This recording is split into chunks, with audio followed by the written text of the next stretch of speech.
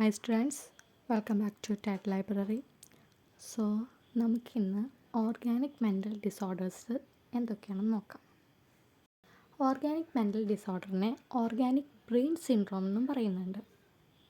ഇത് നമ്മുടെ ബ്രെയിനിലുണ്ടാകുന്ന ടെമ്പററി ഓർ പെർമനൻറ്റ് ഡിസ്ഫങ്ഷൻസ് മൂലം വരുന്ന കണ്ടീഷൻസിനെ കാറ്റഗറൈസ് ചെയ്തിട്ടുള്ളതാണ്.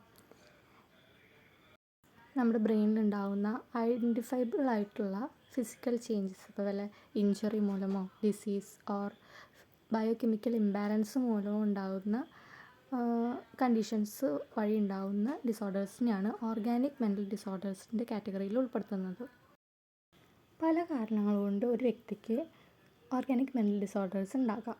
അതിൻ്റെ കോസസ് ആണ് പറയുന്നത്: infections, injuries, diseases, substance abuse, stroke, nutritional deficiency and tumour, epilepsy പോലെയുള്ള മറ്റ് അസുഖങ്ങൾ.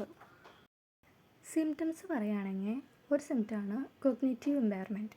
ഇപ്പോൾ മെമ്മറി ലോസ്, കൺഫ്യൂഷൻ, എന്തെങ്കിലും ഒരു കാര്യം, ഒരു ഇൻഫോർമേഷൻസ് നമ്മൾ പാസ് ചെയ്ത് കഴിഞ്ഞിട്ടുണ്ടെങ്കിൽ അതെന്താണെന്ന് മനസ്സിലാക്കിയെടുക്കാൻ, ആ ഇൻഫോർമേഷൻ പ്രോസസ്സ് ചെയ്തെടുക്കാനുള്ള ഡിഫിക്കൽട്ടീസ്. അടുത്തൊരു സിംറ്റമാണ് ബിഹേവിയറൽ ചേഞ്ചസ്.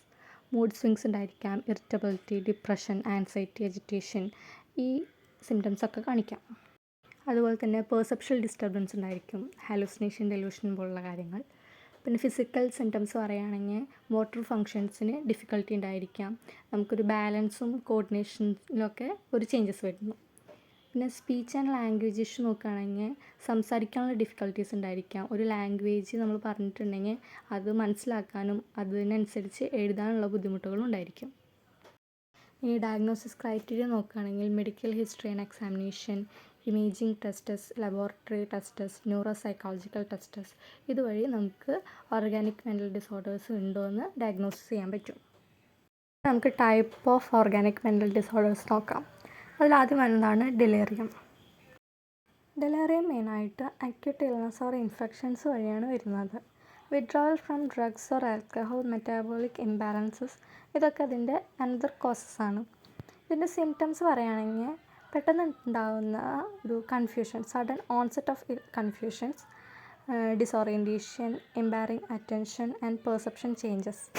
ഇപ്പോൾ നമുക്ക് ഒരു കാര്യം ചെയ്തുകൊണ്ടിരിക്കുമ്പോഴാണെങ്കിലും അതിലേക്ക് കംപ്ലീറ്റ് അറ്റൻഷൻ കൊടുക്കാൻ പറ്റാണ്ടാവുക, മൊത്തത്തിലൊരു കൺഫ്യൂഷൻ, ചെയ്യുന്നത് എന്താണ് എന്ന് മനസ്സിലാവാത്തൊരു അവസ്ഥ.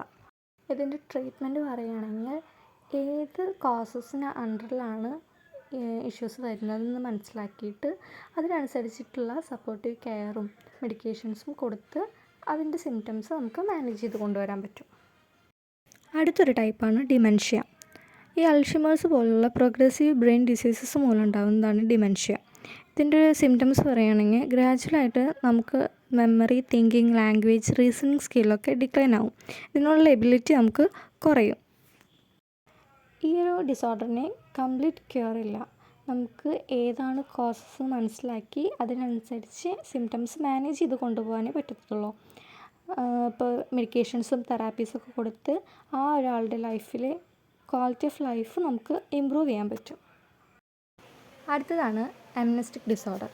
ഇതൊരു വ്യക്തിയിൽ ബ്രെയിൻ ഇഞ്ചറി മൂലമോ അല്ലെങ്കിൽ സ്ട്രോക്ക്, ഇൻഫെക്ഷൻസ്, അതുപോലെ തന്നെ എക്സസീവായിട്ട് ആൽക്കഹോൾ ഇൻടേക്ക് എന്ന വഴിയോ ഉണ്ടായിരിക്കാം. ഇതിൻ്റെ സിംറ്റംസ് പറയുകയാണെങ്കിൽ മെമ്മറി ലോസ് ഉണ്ടായിരിക്കും. അതുപോലെ തന്നെ പുതിയ മെമ്മറീസ് ഫോം ചെയ്യാനുള്ള ഡിഫിക്കൽട്ടീസ് കണ്ടുവരും. അതേപോലെ ഫോൾസ് മെമ്മറീസ് ക്രിയേറ്റ് ചെയ്യപ്പെടുകയും ചെയ്യും. ഇതിന് നമുക്ക് കൊടുക്കാൻ പറ്റുന്ന ട്രീറ്റ്മെൻറ്റ് അണ്ടർലൈൻ കോസസ് ഏതാണെന്ന് മനസ്സിലാക്കി അതിനാവശ്യമായിട്ടുള്ള കൊഗ്നിറ്റീവ് റിഹാബിലിറ്റേഷൻസും സപ്പോർട്ടീവ് കെയറും കൊടുക്കാം. അടുത്തൊരു ഡിസോർഡറാണ് ക്രോണിക് ട്രോമാറ്റിക് എൻസെഫാലോപ്പതി, CTE. ഇതിൻ്റെ കോസസ് ആയിട്ട് വരുന്നത് റിപ്പീറ്റഡ് ആയിട്ട് കാണുന്ന ഹെഡ് ഇഞ്ചറീസ്, ഹെഡ് ട്രോമാസ് മൂലമാണ് CTE കണ്ടുവരുന്നത്.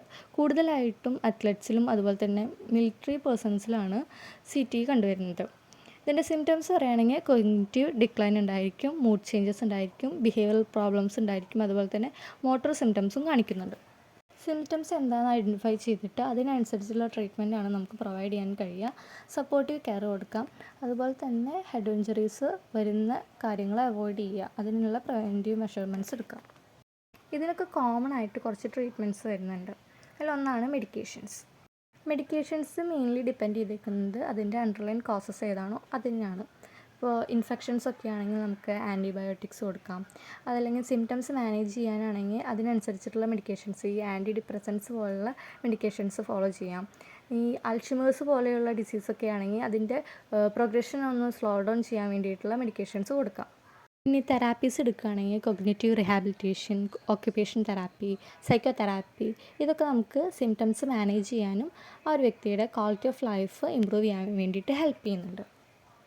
അതുപോലെ തന്നെ ലൈഫ് സ്റ്റൈൽ ചേഞ്ചസ്, ഇതൊരു എഫക്റ്റീവായിട്ടുള്ള ട്രീറ്റ്മെൻറ്റാണ്. ഇപ്പോൾ പ്രോപ്പർ ന്യൂട്രീഷൻസ് ഇൻടേക്ക് ചെയ്യുക, റെഗുലറായിട്ടുള്ള ഫിസിക്കൽ ആക്ടിവിറ്റീസിൽ ഇൻവോൾവ് ചെയ്യിക്കുക, ഇപ്പോൾ ഈ ബ്രെയിൻ ഫങ്ഷൻസിനെ നെഗറ്റീവായിട്ട് ബാധിക്കുന്ന സബ്സ്റ്റൻസും കാര്യങ്ങളൊക്കെ അവോയ്ഡ് ചെയ്യിക്കുക. ഇതൊക്കെ ഒരു ടൈപ്പ് ഓഫ് ട്രീറ്റ്മെൻറ്റ് മെത്തേഡാണ്.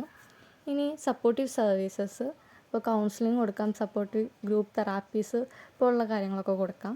സെയിം ടൈം കെയർ ഗീവേഴ്സിനെ നമുക്ക് എഡ്യൂക്കേറ്റ് ചെയ്യിക്കാം. അവരുടെ ആ സോഷ്യൽ നെറ്റ്വർക്കിംഗ് എത്രമാത്രം സപ്പോർട്ടീവാണോ അതിനനുസരിച്ചിട്ടാണ് ട്രീറ്റ്മെൻറ്റിൻ്റെ പ്രോഗ്രസ് ഉണ്ടാവത്തുള്ളൂ. അപ്പോൾ അതിന് വേണ്ടിയിട്ടുള്ള സപ്പോർട്ടും കാര്യങ്ങളും നമുക്ക് കൊടുക്കാം. അപ്പോൾ ഇത്രയൊക്കെയാണ് ഓർഗാനിക് മെൻ്റൽ ഡിസോർഡേഴ്സിൽ വരുന്നത്. അപ്പോൾ ബാക്കി നമുക്ക് അടുത്ത ക്ലാസ്സിൽ നോക്കാം.